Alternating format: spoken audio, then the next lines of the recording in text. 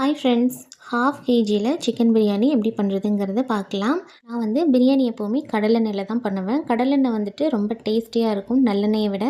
So கடலெண்ணெய் எடுத்துக்கிறேன். அதில் கொஞ்சமாக நான் நெய் எடுத்துக்கிறேன். ஃப்ரிட்ஜில் ஸ்டோர் பண்ணி வச்சுருந்ததுனால நெய் வந்து கொஞ்சம் கட்டியாக இருக்குது. இப்போ பிரியாணிக்கு தேவையான மசாலா ஐட்டம்ஸ் எல்லாமே எடுத்துக்கலாம். பட்டை, சோம்பு, கிராம்பு, ஏலக்காய், ஸ்டார் பூ, இந்த மாதிரி எல்லாமே எடுத்துக்கலாம். இது எல்லாமே கொஞ்சம் எண்ணெயில் வதங்கி வரட்டும். நல்ல அரோமா வரும். இப்போ அது கூட கட் பண்ணி வச்சுருக்கிற ஆனியன் சேர்த்துக்கலாம். நான் வந்து ஹாஃப் கேஜி பண்ணுறதுனால 3 மீடியம் சைஸ் வெங்காயம் வந்து கட் பண்ணி வச்சுருக்கேன். வெங்காயம் வந்துட்டு நல்லா ப்ரௌனிஷாக வர வரைக்கும் நல்லா வதக்கிக்கலாம். பிரியாணியை பொறுத்த வரைக்கும் ஆனியன் வந்துட்டு எந்த அளவுக்கு ப்ரௌன் ஆகுதோ அந்த அளவுக்கு டேஸ்ட் நல்லாயிருக்கும். இப்போ அது கூட ஒரு பச்சை மிளகாய் ஆட் பண்ணிக்கிறேன்.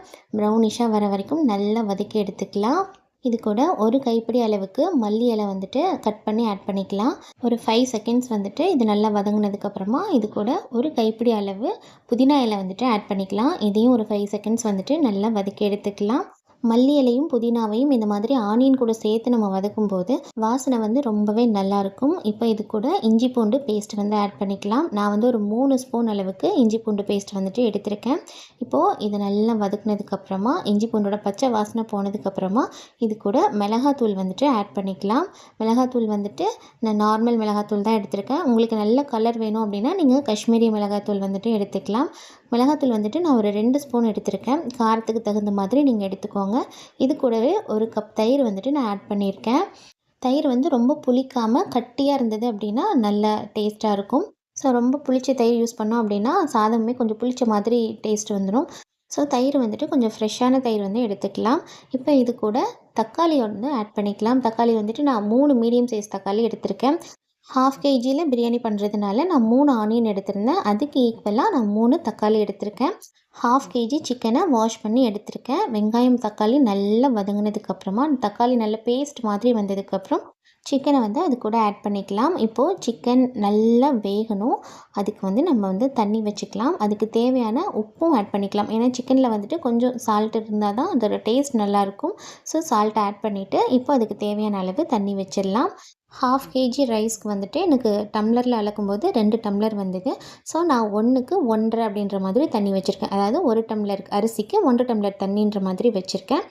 அரிசியுமே நல்லா வாஷ் பண்ணி எடுத்து வச்சுருக்கேன். இப்போது சிக்கன் வந்துட்டு ஓரளவுக்கு நல்லாவே வெந்திருக்கு.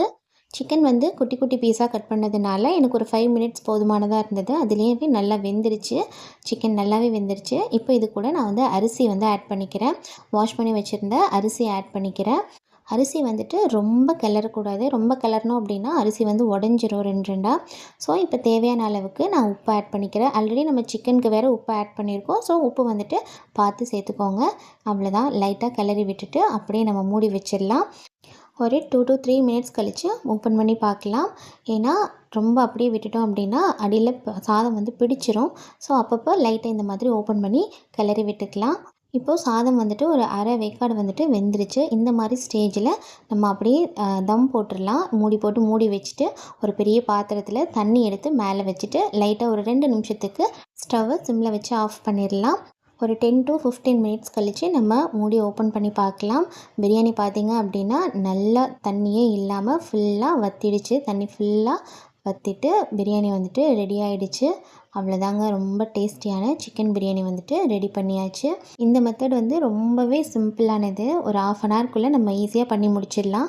நீங்கள் பசங்களுக்கு லஞ்ச் கட்டும்போது கூட சிக்கனுக்கு பதிலாக மஷ்ரூம் ஆட் பண்ணி அப்படியே இந்த மாதிரி பண்ணிடலாம். ட்ரை பண்ணி பாருங்கள்.